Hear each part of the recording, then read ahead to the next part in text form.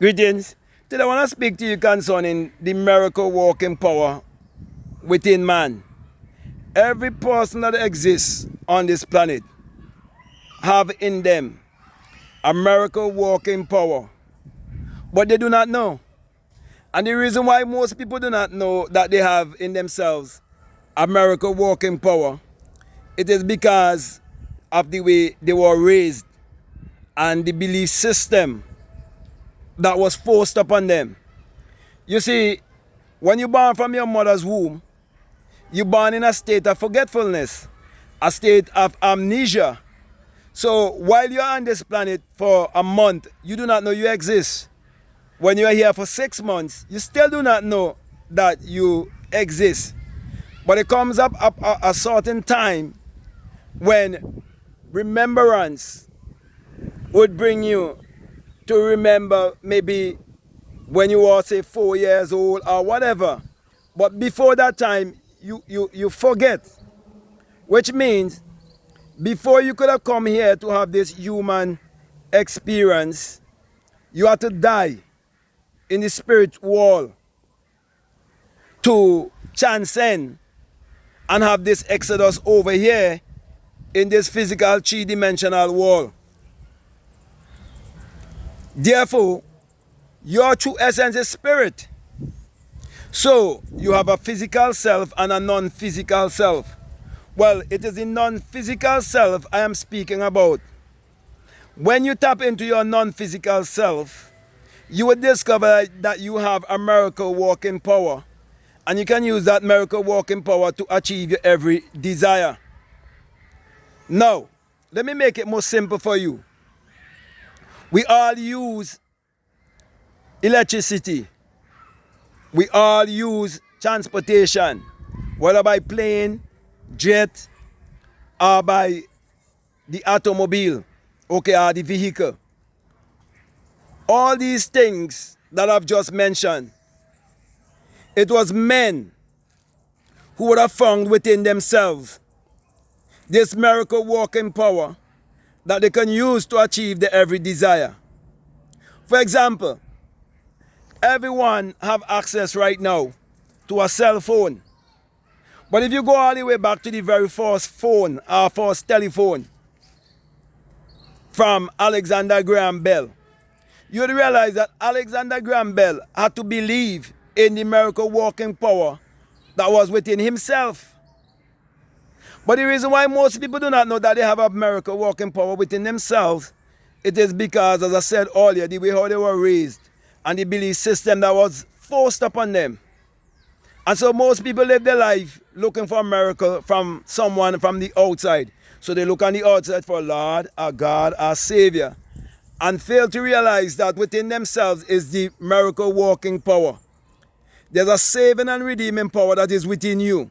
And you have to use that power to save yourself. Let me simplify it a little bit more for you.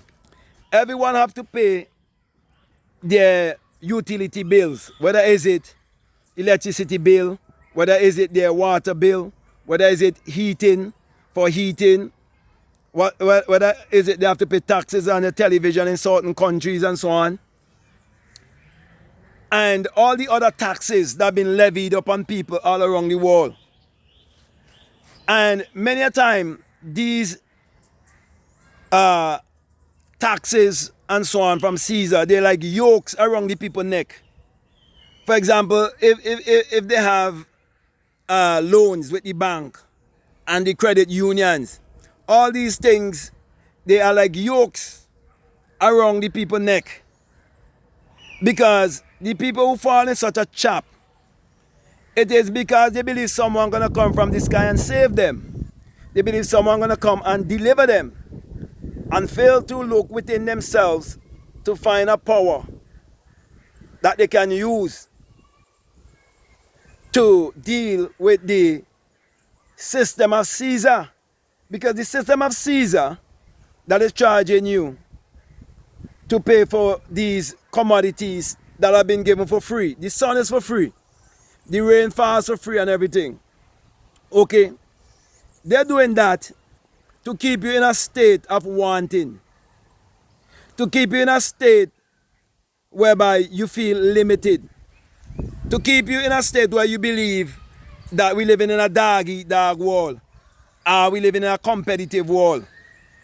But no, there's a part of you that is limitless. So there's no bill that can be too high for you to pay. There's nothing the system can do to keep you down or set you back. When you realize that it's the same power the system is using, because there's only one power. So the rich man, the poor man, the beggar man, the thief is one mind, but just different arrangement of that same one mind. So my whole message to you is to rearrange your mind, okay, so that you can live the best version of your life on this planet, and you will not be bound down with mortgages and loans because of your ignorance. 99.9999% of people, when they leave school, they never read another book again in their life. Many people believe that when they attend school, that is the real education. But it's only when you are able to have whatever you desire in this world and you know how to get it, that is when you are a fully educated person. Okay? So, to be educated is to learn how to draw out from within yourself, because the word education comes from the Latin word educo, which means to draw out from. So until you realize that you have some mental faculties that you're born in this world with, that no one could take from you, and you know how to use them. Mental faculties like your will, your perception, your memory, your reasoning, your intuition, your imagination. You're born in this world with all of these faculties. And that is why you have to use these faculties to give you whatsoever you desire in this world. So my brother and my sisters, you have in you a miracle working power. So do not believe in any miracle worker outside of yourself. Don't make them fool you. There have never been, and there will never be, any one specific man who have ever walked this entire earth, walking on literal water, or turning literal water into wine. All of that is just a personification that represents the human imagination. It takes the human imagination to turn your goals and your dreams into your reality. Okay? And that's the whole story. So people read the story and they take in personification for persons. And they take in allegory for history. But my brother and my sisters, it is a power that is in you. And that power that is in you is actually you. So you are the power. You are the savior. And you are the redeemer who must save yourself and who must redeem yourself. You see, there are two selves. There's the invisible self and there's the visible self. But most people get chopped with the visible self. So they take this body as the price. And that's why they become religious. They become superstitious. Because there's only three systems that is set up in the world to rob you from your power. And it is the school system, the religious system, and the political system. That is why one is promising you a good life while you are here, if you would give him your power and believe what he's saying to you. And the next one is promising you a good life after you leave here. He's promising you goodness in the afterlife, when you have never had any experience of the afterlife. And so your creativity, your ability to save yourself is being crucified between two thieves who are robbing you of your mind power. And so my brother, my sister, you have to deliver yourself by believing that you have a miracle working power within you? Well, I'm going to tell you how to prove that you have a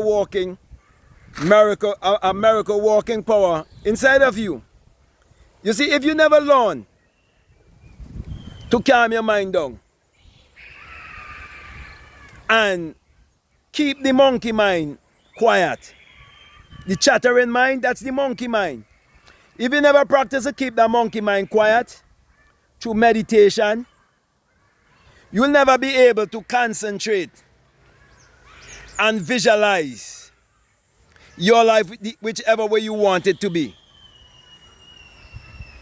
You see, when you read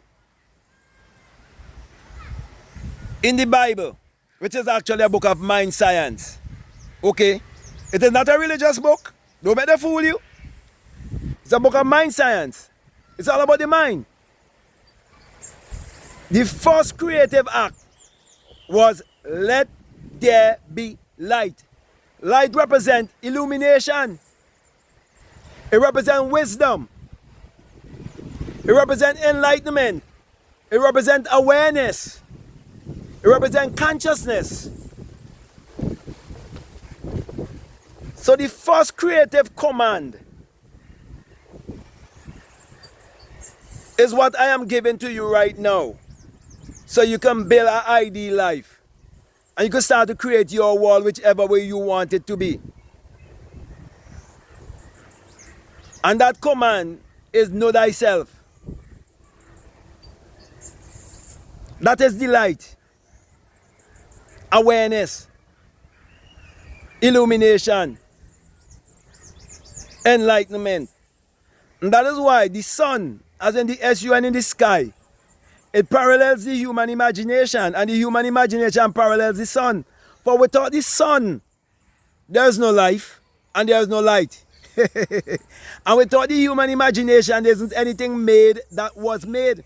So when you read in the Bible, in St. John 1, when he say, in the beginning was the Word, and the Word was with God, and the same was with God, and all things was made by him, and without him was not anything made that was made. It's not speaking of a man who existed 2,000